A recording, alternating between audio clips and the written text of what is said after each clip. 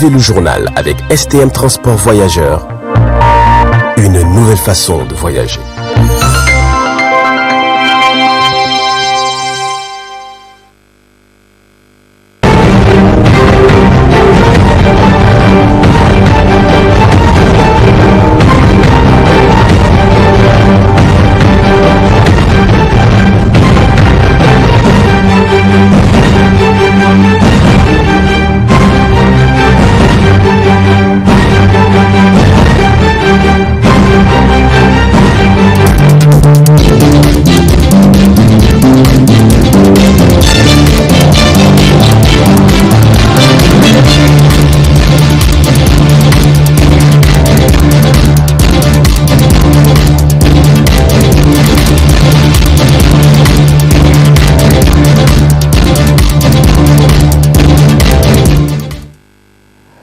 Merci de nous rejoindre sur la télévision Tambara, le miroir de la femme, c'est l'heure du journal. Je suis Alouma Massani. C'est la poursuite des travaux en séance plénière de la session ordinaire au titre de l'année 2021 à l'Assemblée nationale. C'est samedi 9 octobre 2021. Un seul point était à l'ordre du jour, la prestation des serments des nouveaux membres de la Commission nationale des droits humains CNDH. Sous la présidence du premier responsable de la dite institution, Alessio Oumarou, compte rendu Aïssata Adamou et Ibrahim Tantama. Ils sont au nombre de 9, dont 2 femmes, les nouveaux membres de la Commission nationale des droits humains, a prêté serment ce samedi 9 octobre 2021 à l'Assemblée nationale nigérienne. Ainsi, cette prestation de serment est le seul point inscrit à l'ordre de cette séance plénière, d'où le lieu pour M. Seynou Oumarou, président de la dite institution, de rappeler à ses nouveaux membres les dispositions de la loi avant d'entrer en fonction. Ces nouveaux membres de la Commission nationale des droits humains ont tous tour à prêter serment avant de livrer leurs impressions. Après 2 mois d'attente, après notre nomination par un décret, et nous voilà aujourd'hui devant l'Assemblée pour prêter serment. J'ai dit d'abord que le président de l'Assemblée, à travers donc la loi, nous a renvoyé à l'exercice de nos fonctions. Et une fonction, une mission très noble, assignée à nous commissaires. Et aujourd'hui, nous devons respecter tous les serments que nous avons signés aujourd'hui devant les honorables députés. Je souhaiterais à tous les commissaires d'être présents à toutes les activités de la commission et surtout de respecter cette loi. Et je souhaite bonne chance et tout au long de notre mandat, qui est un mandat de 4 ans, renouvelable une fois. Par ailleurs, nous nous sommes sentis encore plus investis d'une mission dont nous mesurons les poids à la lecture du serment. Mais comme vous le savez, nous avons toujours été un acteur de la société civile. C'est notre quotidien, la défense et la promotion des droits humains. Et aujourd'hui que nous serons aux côtés d'autres commissaires au niveau de la Commission nationale des droits humains, nous allons nous battre comme toujours pour que les droits humains soient une réalité dans notre pays. Nous sommes passés, nous sommes 9 commissaires et chacun a été choisi par des corporations et l'objectif principal c'est de faire la promotion des droits humains et la défense des droits humains. L'ordre du jour étant épuisé, le président de l'Assemblée nationale, Seynou Oumarou, a annoncé que les travaux en séance plénière reprendront le mardi 12 octobre 2021 à l'ordre du jour contrôle de l'action gouvernementale. Sur tout autre plan, cérémonie de clôture hier à l'hôtel Bravia de la formation à l'égard des agents de contrôle de la Cour des comptes dans le cadre de renforcer leur capacité de contrôle sur la gestion des fautes. Compte rendu, Aïssata Adamou et Moumouni Abdourahmane. Après 4 jours d'intenses travaux, cette cérémonie marque la fin de la formation organisée par la Cour des comptes à l'endroit de ses agents de contrôle sur la gestion des fautes. Une occasion pour le professeur Nare Oumarou, premier président de la dite Cour, à révéler l'intérêt de cette formation. Au bout de 4 jours d'intenses travaux faits de présentations, suivis de riches débats et d'échanges d'expériences entre théoriciens et ou praticiens et les membres du personnel de contrôle de la Cour des comptes, nous sommes au terme de cette session de formation qui a porté sur les fautes de gestion. En effet, les exposés sur ce thème illustrés d'une abondante jurisprudence et de nombreux cas pratiques tirés de la riche et longue expérience des experts commis à cette session ont permis à nos travaux d'atteindre amplement les objectifs escomptés. À l'issue de cette formation, je suis convaincu que les membres du personnel de contrôle de la Cour des comptes en tireront des avantages certains de nature à améliorer la qualité de nos contrôles et l'efficacité de notre précieuse contribution à la bonne gouvernance des finances publiques dans notre pays. Mesdames et messieurs, la décision de la direction de la Cour d'organiser une session de formation sur la thématique faute de gestion au profit des membres du personnel de contrôle de notre haute juridiction est d'autant plus pertinente qu'elle répond pleinement à un souci maintes fois exprimé par les magistrats et vérificateurs, car nombreux sont ceux qui ne sont pas familiers à ce volet de la mission expressément confiée à notre institut. Vous comprenez dès lors tout l'intérêt que revêt cette session de formation pour l'ensemble du personnel de contrôle de la Cour des comptes. Les sanctions découlant des fautes de gestion constituent sans doute un outil de rappel permanent des responsabilités qui incombent aux comptables publics, aux ordonnateurs, aux administrateurs de crédit et leurs délégués, etc. Bref, à tous les intervenants dans les circuits des dépenses et des recettes. La Cour des comptes est donc investie de la mission de veiller à l'application des lois, règlements, textes communautaires et normes internationales pour que la peur du gendarme financier continue à inspirer de la sagesse aux divers responsables de la gestion des finances publiques. Au terme de ces travaux, notons que cette formation de renforcement de capacité d'une capitale importance va aider davantage les agents de la Cour des comptes à exercer le contrôle sur les fautes de gestion tout en évitant les risques. Toujours dans le même ordre des fins de travaux de la coordination nationale de travail, couplée à la formation des agents de santé et de l'enseignement organisée par la Confédération démocratique des travailleurs du Niger, CDTN, à son siège de Niamey. Reportage. Ces travaux de formation de la coordination nationale, couplés à la formation de contractuels de la santé et de l'enseignement, a réuni les militants et militantes de la Confédération démocratique des travailleurs du Niger, CDTN, et l'activité qui entre dans le cadre du plan d'action de la centrale syndicale. Informer et former sur les droits et devoirs, notamment sur des questions relatives à la sécurité sociale. Les participants à la coordination nationale de la Confédération démocratique des travailleurs du Niger au titre de l'année 2021 exigent le respect des différents protocoles d'accord, l'ouverture des négociations autour de la plateforme revendicative de la CDTN notamment, la régularisation des avancements au choix et le paiement des incidences financières liées aux avancements et reclassements, le rehaussement de l'âge à la retraite de 60 à 65 ans, le recrutement des contractuels à la fonction publique.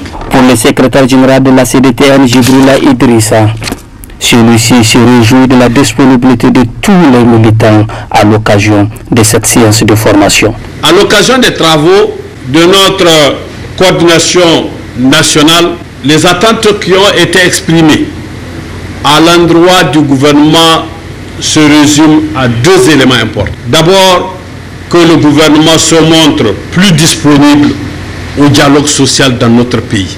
Deuxièmement, que le gouvernement ouvre le plus rapidement possible les négociations sur les différents cahiers de doléances qui sont sur sa table ou sur son bureau. Nous ne pouvons pas continuer à accepter le mutisme du gouvernement par rapport aux différentes revendications transmises. Nous avons aussi fait les débats sur des préoccupations internes à notre confédération. Et il ressort de la part des syndicats affiliés, des coordinations régionales et des sections la nécessité à avoir plus d'engagement. La Confédération démocratique des travailleurs du Niger, CDTN, est l'une des centrales syndicales leaders au Niger qui se fixe plusieurs objectifs, dont entre autres l'amélioration des conditions de vie des travailleurs pour une vie décente au Niger. Parlons de la culture dans cette édition avec la cérémonie de clôture des journées professionnelles et des industries culturelles organisées par des professionnels de la musique au Niger. C'était à la cité Tafadek en présence des plusieurs artistes et musiciens. Reportage.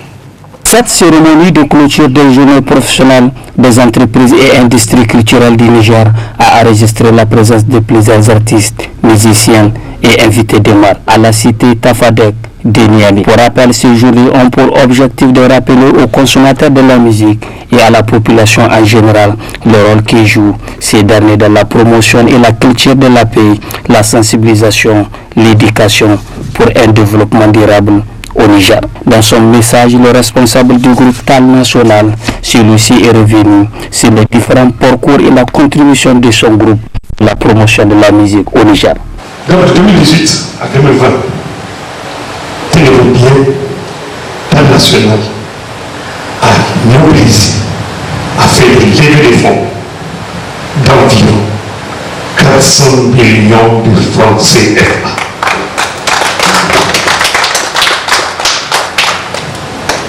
On est répartis. Tous sont témoins ici que pour encourager la consommation de notre culture, la consommation de la musique nigérienne, TAL national a donné ici, sur ce podium, 32 véhicules à des femmes. Certains se sont retrouvés avec 4 véhicules de la part de TAL national pour leur témoigner notre gratitude pour la consommation et pour les encourager à faire consommer la culture nigérienne, même au-delà de notre frontière. Ce n'est pas que nous avons de l'argent injecté, mais c'est de l'argent injecté dans l'économie du Niger. Nous avons initié ici des soirées, des levées de fonds, en soirée sous forme de copto. D'abord, on a commencé après la Covid-19. Tout le secteur de la culture était devenu mort. Il va falloir réveiller les artistes. Il va falloir faire un signe aux artistes. On devrait être accompagné par l'État. Malheureusement, nous n'avons pas été accompagnés jusqu'à ce jour. On a eu de vivre un sac de sac, du mille de sabot, de merci. Le directeur général de l'Agence de promotion des entreprises et industries culturelles du Niger, AFEC, Omar Moussa, se réjouit de cette initiative. Pour ces derniers, son agence apportera celle de Sapien pour la promotion des industries culturelles, a-t-il martelé. Par rapport à votre cri de cœur, l'APEC restera à votre côté. Donc, en tout cas, dans les semaines prochaines, donc, nous allons essayer de vous aider, en tout cas, à vous structurer, donc à avoir un caractère un peu formel de votre entreprise.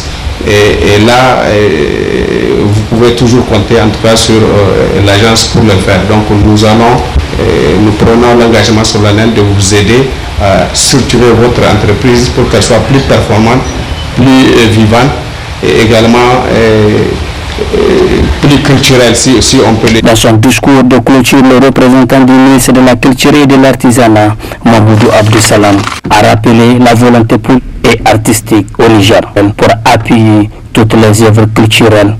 Comme vous le savez bien, le programme de la Renaissance, acte 3, de son Excellence, M. Mohamed Bazoum, président de la République du Niger, ainsi que la déclaration de la politique générale de son Excellence Hamadou Mohamedou, Premier ministre, chef du gouvernement, font de la culture un levier important sur lequel des actions de développement peuvent s'appuyer pour la croissance économique dans notre pays. Ces journées professionnelles des industries culturelles est une occasion de découvrir le meilleur talent afin d'examiner les forces et faiblesses des œuvres culturelles et artistiques à travers des prestations aussi fortement saluées par le grand public. Place à présent à la revue de presse hebdomadaire. Comme chaque semaine, Ralia Sami parcourt les journaux paris au cours de la semaine. Très bonne réception et bon week-end à tous. Renaissance acte 3. Après 6 mois de gouvernance, stagnation et doute. S'exclame à sa une le journal L'actualité. L'actualité qui nous rapporte qu'un vieil adage dit « Qui ne marche pas n'avance pas ». C'est le drame que vit la Renaissance Acte 3, plombé depuis des mois parce que certains semblent l'avoir apprivoisé et dompté. Aussi, durant ces longues semaines, les Nigériens ont l'impression que le nouveau pouvoir a du plomb dans l'aile, incapable de prendre son envol pour apporter les réponses aux différents problèmes des Nigériens. Si ce n'est les nominations, alors qu'il y a beaucoup à redire même à ce niveau, il n'a aucun acte concret qui pourrait montrer qu'enfin le train de la Renaissance a retrouvé les rails pour avancer. Mais le journal relève tout de même une certaine amélioration sur le front de guerre avec le terrorisme. Toute chose qu'on ne peut que saluer car dès son entrée en fonction, le nouveau président a montré tout l'intérêt qu'il porte à la question de la sécurité nationale et notamment celle des populations durement éprouvées par les violences terroristes. Sur les restes, les Nigériens attendent le discours ne s'étant pas traduit par des actes concrets. Lutte contre la corruption, dépolitisation, dialogue politique, réconciliation, etc. Le journal L'Indépendant Plus lui rapporte dans ses colonnes « Promotion de la bonne gouvernance, le président de la République exhorte les acteurs judiciaires à jouer leur partition. » Pour le chef de l'État, la bonne gouvernance, c'est avant tout une justice égale pour tous, rendue dans la célérité, l'efficacité, la transparence et l'équité. C'est conscient de cette réalité que j'ai inscrit au cœur de mon engagement politique la lutte contre l'impunité et la corruption comme moyen de renforcement de la bonne gouvernance et de l'état de droit au Niger. Au président de la République d'ajouter que dans notre démarche, les barreaux jouent un rôle important dans l'édification de l'état de droit à travers le renforcement de l'appareil judiciaire dans toutes ses composantes. Le journal ajoute que le président de la République a saisi l'occasion pour exhorter les acteurs et les animateurs de l'appareil judiciaire, juges, avocats, huissiers, etc. au Niger et en Afrique au respect scrupuleux et procédures et à résister aux tentations et autres dérives qui déshonorent leurs différentes professions. En marge du Conseil supérieur de la magistrature, le président Mohamed Bazoum a rappelé la place de la justice dans son programme de gouvernance. La justice est au cœur du projet que j'ai proposé aux Nigériens parce que j'ai pleinement conscience que le respect du droit, de l'équité et de toutes les valeurs de la démocratie n'est possible que lorsqu'il y a une justice de qualité, efficace, équitable et accessible aux citoyens, tout en étant le moteur de la promotion de la culture, de la transparence et du respect scrupuleux du bien public. Cet appel, le journal estime que le président de la République l'a réitéré à plusieurs occasions aux acteurs de la justice. C'est pourquoi, lors de ma récente rencontre avec les avocats, je leur ai indiqué toute l'importance que j'accorde à leur activité pour combattre la corruption, l'impunité et le déni de justice afin de contribuer au renforcement de l'état de droit. Lors de son discours d'investiture, le journal rappelle que le président Mohamed Bazoum a invité les Nigériens, chacun en ce qui le concerne, à jouer sa partition. Le Niger attend de nous que nous nous mettions tous au travail, chacun à son niveau dans la cohésion, l'harmonie et la conviction que notre avenir dépend de nos engagements patriotes et de notre souci du bien commun. Quant au journal L'Enquêteur, il rapporte dans ses colonnes que Bazoum a ordonné une vague d'inspection générale d'État à la présidence, à la primature, à l'équipement, etc. Une déferlante d'inspection générale d'État est ordonnée par le président de la République. Bazoum Mohamed veut voir clair selon le journal dans la gestion de plusieurs ministères et pas des moindres. Le chef de l'État est-il monté sur son cheval de bataille contre la corruption, s'interroge le journal, pour qui de toute évidence l'affaire Ibou Karadje n'est qu'une entrée en matière pour le président de la République quant à sa volonté de tordre le cou aux pratiques corruptives durant son quinquennat. Bazoum Mohamed a visiblement un gros appétit de transparence dans la gestion des deniers publics. Il veut s'attaquer au pot de vin, surfacturation, dépenses inopportunes, commandes fictives, commandes partiellement livrées, etc. Cet art qu'il a énuméré soulignerait dans son discours d'investiture du 2 avril 2021. Le chef de l'État veut donner vie à l'un de ses engagements phares. La meilleure façon de lutter contre la corruption est de sévir contre ceux qui s'en rendent coupables. Le 20 septembre 2021, le journal rappelle que Bazoum Mohamed a présidé une réunion élargie au Premier ministre, à plusieurs membres du gouvernement et des présidents d'institutions. La gouvernance économique et la lutte contre la corruption ont été au cœur de cette rencontre dont aucune conclusion n'a fuité. Quelques semaines plus tard, le chef de l'État a ordonné une vague d'inspection générale d'État couvrant la présidence de la République et plusieurs ministères dont la primature. Autant dire qu'un tsunami est en gestation. C'est du jamais vu pour ainsi dire. La décennie écoulée a été marquée par des scandales politico-financiers sans précédent dans l'histoire de notre pays. Malheureusement, le journal retient que l'impunité est restée la règle. Puis en politique, le Courrier rapporte à sa une que le PNDS est au bord de l'éclatement. Le climat est plus que tendu entre le clan du président Mohamed Bazoum et celui dit de l'ancien président qui tirerait des ficelles au sein du PNDS Tareya. Le parti semble, selon le journal, s'orienter inéluctablement vers un éclatement irrémédiable. En tout cas, selon la source du journal, la méfiance serait grande entre les ténors du parti. Le contrôle de la formation politique et la volonté du président Bazoum Mohamed à mener un combat hardi contre l'impunité serait à l'origine de cette crise qui est en train de couver et dont la maturité risque d'être à terme avant l'heure. Selon la source du journal, il est fréquent ces derniers temps de voir des responsables du parti s'insulter à travers des SMS et d'autres canaux de communication. Selon la même source, décidé de freiner Bazoum au bout de son premier mandat, les partisans de l'ancien président seraient en train de baliser voire miner le terrain politique contre une quelconque velléité d'un second mandat par Bazoum. À cet effet, le journal écrit plus loin dans ses colonnes qu'ils auraient déjà commencé à prendre langue avec certains responsables régionaux pour empêcher une mainmise de Bazoum Mohamed sur le PNDS. Pour eux, au dire de la source du journal, c'est à l'ancien président de décider de qui doit être le premier responsable du parti. Une situation qui empoisonne l'atmosphère au sein du PNDS et qui obscurcit le ciel sur la tête de Bazoum.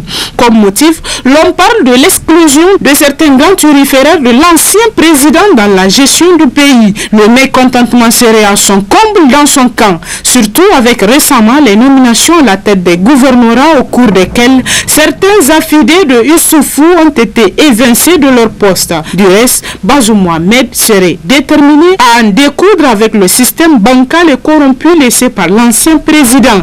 Un système basé sur l'affairisme, le népotisme et une justice à double vitesse. Selon toujours la source du journal, Bazoum Mohamed aurait compris que les Nigériens vont toujours continuer à détester le système maléfique instauré par son prédécesseur. Il faut donc redresser la barre pour tourner sa page à travers un toilettage complet de l'administration nigérienne qui a été fortement politisée. C'est ce qui expliquerait les dernières nominations dans le système judiciaire, des nominations applaudi par les Nigériens et pris de paix et de justice sociale. Puis l'actualité de la semaine à travers les journaux a été marquée par la rentrée scolaire 2021-2022. À propos de cette rentrée, le journal L'Actualité écrit dans ses titres que des doutes planent sur les promesses. Cette rentrée scolaire d'essai pour Bazoum Mohamed est basée sur des promesses électorales visant l'amélioration des conditions de vie et de travail de l'enseignant à travers notamment des réformes multiples et multiformes. De 15 à 20% depuis 2011, le budget alloué au secteur éducatif passe en cette année 2021-2022 à 47% du budget national. Toute chose qui montre combien de fois que le gouvernement actuel fait de l'éducation une préoccupation majeure. Il ne reste qu'à acter la promesse faite pour convaincre les acteurs éducatifs, dont principalement les enseignants, qui s'attendaient depuis les vacances à des actes concrets après plusieurs rencontres entre Bazoum Mohamed et les autres couches sociales. Rien encore gagné d'avance puisque de centaines d'écoles n'ont pas pu rouvrir leurs portes ce lundi 4 octobre 2021 dans les régions de Tillabéri et de Difa pour cause d'insécurité qui sévit dans ces zones depuis plusieurs années. Les fournitures scolaires déjà disponibles dans les chefs-lieux des régions sont en train d'être acheminées dans les villages et hameaux malgré le retard enregistré. Globalement, rien ne différencie la présente rentrée scolaire à celle des précédentes, écrit le journal, car les revendications des enseignants restent toujours sans suite favorable concernant entre autres le recrutement à la fonction publique bloqué depuis 2014, le paiement à terme échu des pécules des enseignants contractuels, le paiement des rappels salaires et pécules, la libéralisation de la bancarisation pour les enseignants contractuels à leur permettant de domicilier leur pécule dans les institutions financières de leur propre choix, la révision de la grille salariale spéciale pour les enseignants, le parachèvement des incidences financières liées aux avancements, reclassement, indemnités diverses et l'affectation sans condition des exécutifs des syndicats ainsi que la réduction du volume horaire pour les permanents. Les difficultés pour cette année scolaire se résument aussi selon le journal sur la non-disponibilité d'un cadre de dialogue permanent et sincère avec les partenaires sociaux du secteur éducatif susceptibles de passer de bout en bout en revue les promesses éducatives de Bazoum Mohamed, dont la révision des frais de scolarité au sein des établissements scolaires privés du pays. Après plusieurs mois de préparation, le journal estime que cette rentrée scolaire ne rassure pas totalement les acteurs éducatifs, en particulier les contractuels de l'enseignement, toujours mécontents de leur transfert de paiement de salaire et pécule au niveau de Niger Post, incapables de réserver à ces enseignants un accueil chaleureux, mais également de la série de grèves en perspective des syndicats des enseignants contractuels en cas de non-satisfaction de leur plateforme revendicative. Puis dans l'actualité à travers les journaux cette semaine, l'insécurité urbaine à Niamey. Le journal Indépendant Plus écrit que la situation prend de l'ampleur. Malgré les efforts déployés par la police, l'insécurité urbaine s'accroît et prend même une nouvelle forme. En plus des vols qui se termineraient parfois avec des assassinats, la population de Niamey fait face ces derniers temps à des opérations de braquage en pleine journée. En l'espace de 3 jours, 2 attaques similaires se sont produites dans le centre-ville. La première attaque est intervenue le samedi 2 octobre 2021, en plein jour dans les alentours d'une banque de la place. Comme dans leur habitude, les braqueurs ont filé un groupe d'expatriés américains qui se rendaient dans une banque pour effectuer une opération sûrement de retrait d'argent. Dans leur stratégie, les bandits ont dégonflé les pneus du véhicule comme c'est la stratégie dans le cas d'espèce. À la sortie des expatriés, les bandits ont voulu passer à l'action selon des témoins. Et c'est en ce moment que les Américains qui ont visiblement des formations d'autodéfense ont compris l'intention des braqueurs et ils les ont vite maîtrisés. Malheureusement pour les malfrats, ils n'ont pas pu réussir leur coup pour cette fois grâce à la vigilance de leurs victimes.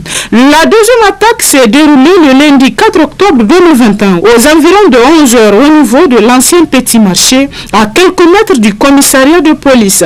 Comme dans un film hollywoodien, les bandits étaient postés dans un coin, non loin de l'ancien emplacement de l'agence Ecobank dont les locaux sont actuellement occupés par l'agence d'assurance Sunu Assurance. Selon des témoins sur place, au moment juste de l'arrivée de la voiture de marque Toyota Minibus communément appelée 19 places, les braqueurs qui ont visiblement tendu une embuscade ont fait irruption sur leur cible en tirant sur les pneus pour certainement immobiliser le véhicule. C'est en ce moment que le deuxième braqueur s'est mis à tirer sur le côté de la porte du véhicule en blessant un des occupants de la voiture. En quelques fractions de secondes, les braqueurs ont mis la main sur le butin, une somme qui s'élèverait à la bagatelle somme d'environ un demi-milliard de francs CFA selon des sources non officielles qui ne sont pas dignes de foi. Après avoir emporté la somme, les assaillants qui étaient dans un véhicule ont pris la direction du rond-point justice. Malgré la densité de la circulation, ils ont pu s'offrir un chemin en faisant des tirs de sommation. Contrairement à certaines informations qui ont circulé dans l'après-midi de la même journée du lundi 4 octobre 2021, le journal nous apprend que les braqueurs sont toujours en fuite et une enquête est sûrement ouverte pour élucider les conditions dans lesquelles cette attaque est intervenue en plein centre-ville de Niamey. À propos toujours de cette attaque, le Nouveau Républicain écrit dans sa parution « Établissement Oudou Yunusa, une source d'insécurité publique permanente ».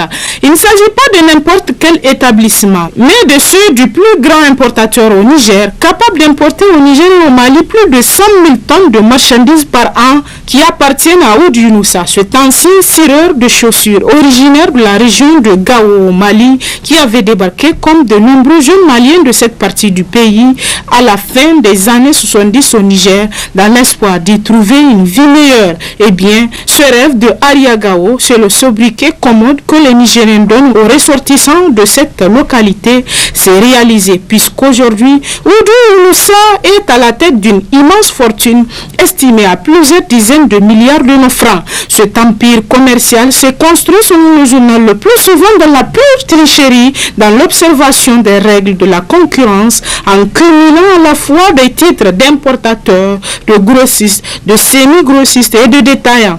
Et ainsi, grâce à ces multiples casquettes commerciales, il fausse tout le jeu de la saine concurrence commerciale au niveau national, sans que les pouvoirs publics daignent le rappeler à l'ordre.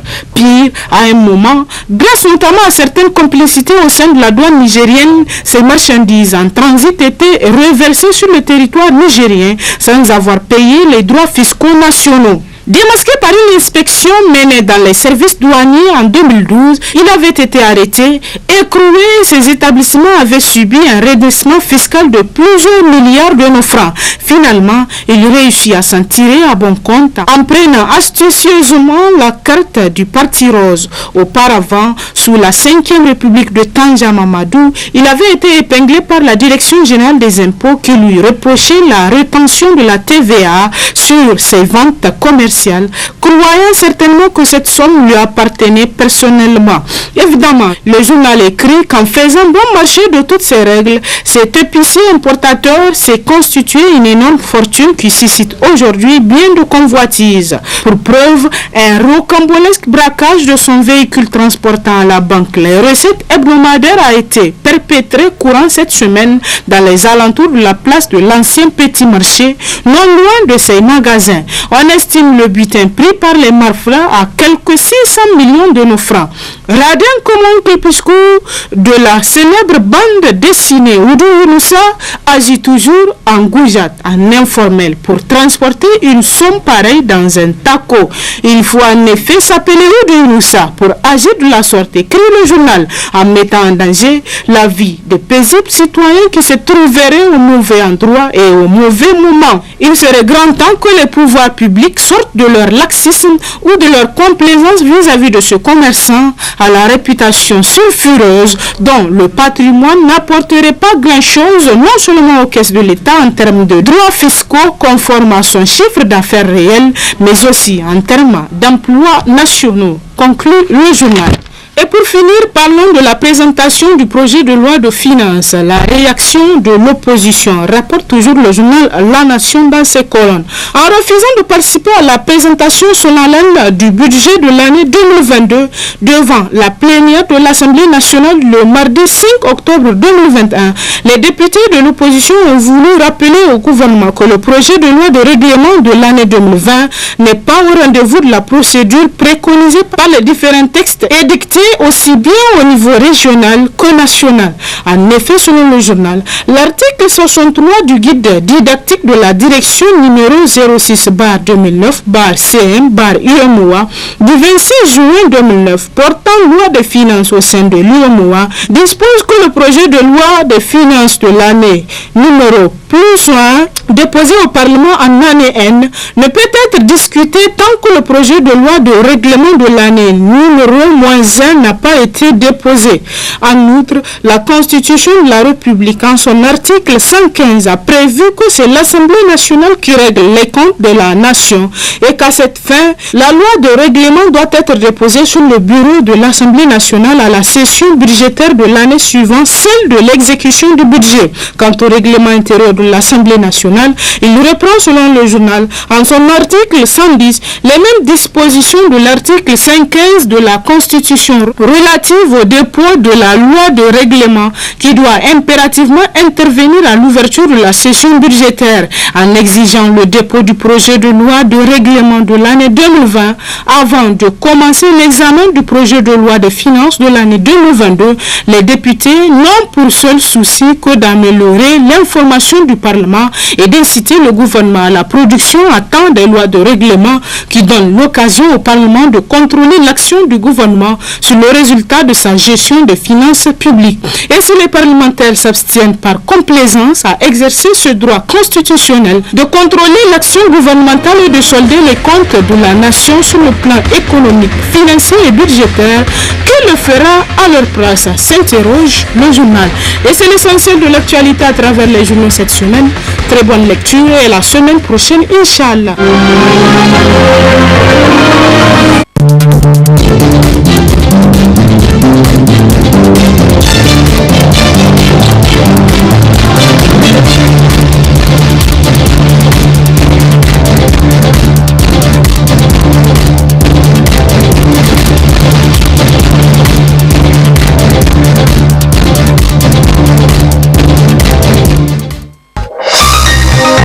Ce journal vous a été présenté par STM Transport Voyageurs. Une nouvelle façon de voyager.